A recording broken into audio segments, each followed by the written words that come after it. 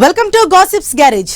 Law and order రాష్ట్ర ప్రభుత్వ అతిపెద్ద బాధ్యత, పైగా చాలా ఇంపార్టెంట్ కూడా.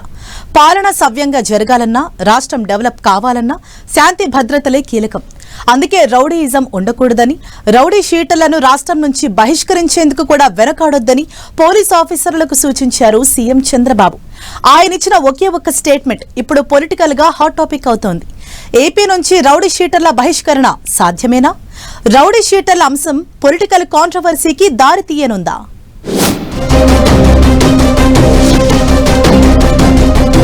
రౌడీ షీటర్లకు ఏపీ సర్కార్ సీరియస్ వార్నింగ్. తీరు మారితే ఓకే, లేకపోతే బహిష్కరణే. సీఎం చంద్రబాబు చేసిన వ్యాఖ్యలపై తీవ్ర చర్చ. రౌడీ షీటర్ల బహిష్కరణ సాధ్యమేనా? రౌడీ షీటర్ల అంశం పొలిటికల్ కాంట్రవర్సీ కాబోతోందా? అడ్మినిస్ట్రేషన్ విషయంలో చంద్రబాబు ఎంత స్ట్రిక్ట్ గా ఉంటారో చెప్పనక్కర్లేదు. వ్యవస్థ తన పని తాను చేసుకుపోవాలి, అంతా సిస్టమ్ ప్రకారం జరగాలి అని కోరుకునే నేత. అలాంటి చంద్రబాబు ఈసారి ఏపీలో పవర్లోకి వచ్చాక అంతా సెట్ రైట్ చేసే ప్రయత్నం చేస్తున్నారట. రౌడీయిజం, గూండాయిజం, గంజాయి బ్యాచ్ అరాచకాలు, దందాలు, సెటిల్మెంట్లకు చెక్ పెట్టే స్కెచ్ వేస్తున్నారు. ఈ క్రమంలోనే మొన్న కలెక్టర్ల సదస్సులో శాంతి భద్రతలపై సమీక్షించారు సీఎం చంద్రబాబు. ఏపీలో రౌడీ షీటర్లపై ఉక్కుపాదం మోపేందుకు ఏమాత్రం వెనకాడొద్దని ఆదేశించారు. వింటే విన్నారు, గతం గతహ అని సెట్ రైట్ అయితే ఓకే, కాదు కూడదు అంటే ఎవ్వరిని వదిలిపెట్టొద్దని, నోటోరియస్ రౌడీ షీటర్లను అవసరమైతే రాష్ట్ర బహిష్కరణ చేయాలని చంద్రబాబు పోలీస్ అధికారులకు సూచించారు. అయితే సీఎం చంద్రబాబు ఆదేశాలతో ప్లాన్ ఆఫ్ యాక్షన్ రెడీ చేసే పనిలో ఉన్నారట పోలీస్ అధికారులు. ఏపీలో దాదాపు 9,000 మంది రౌడీ షీటర్లు ఉండగా అందులో ఎక్కువ మంది పట్టణాల్లోనే ఉంటున్నట్లు లెక్కలు చెప్తున్నాయి.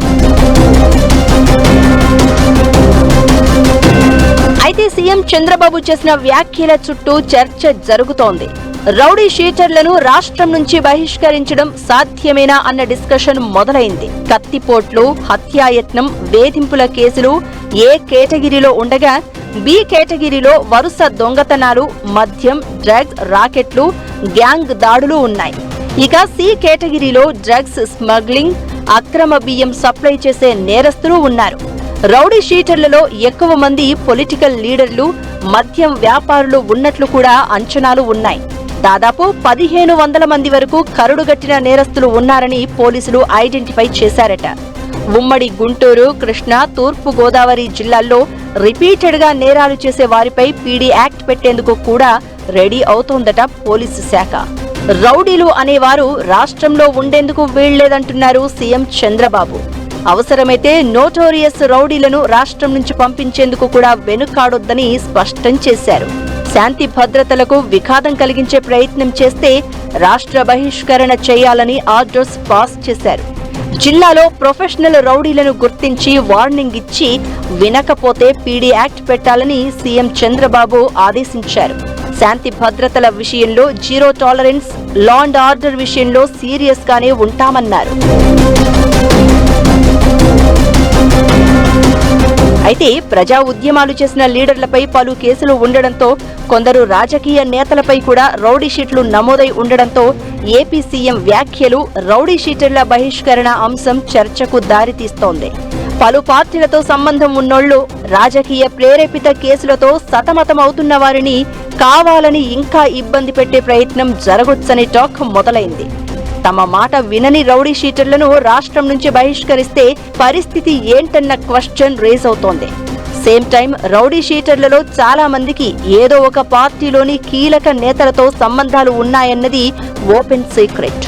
అప్పుడు అధికార పార్టీకి అనుకూలంగా ఉండేవారిని సేవ్ చేసి ప్రతిపక్ష పార్టీ సానుభూతి పరులను రాష్ట్ర బహిష్కరణ చేసే అవకాశాలు లేకపోలేదంటూ డౌట్స్ వ్యక్తం చేస్తున్నారు.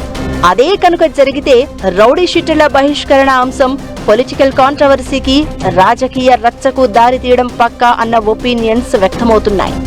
ఏపీ సర్కారు రౌడీ షీటర్లను బహిష్కరిస్తుందా? రాష్ట్రం నుంచి ఎంతకాలం బహిష్కరించే అవకాశం ఉంటుంది?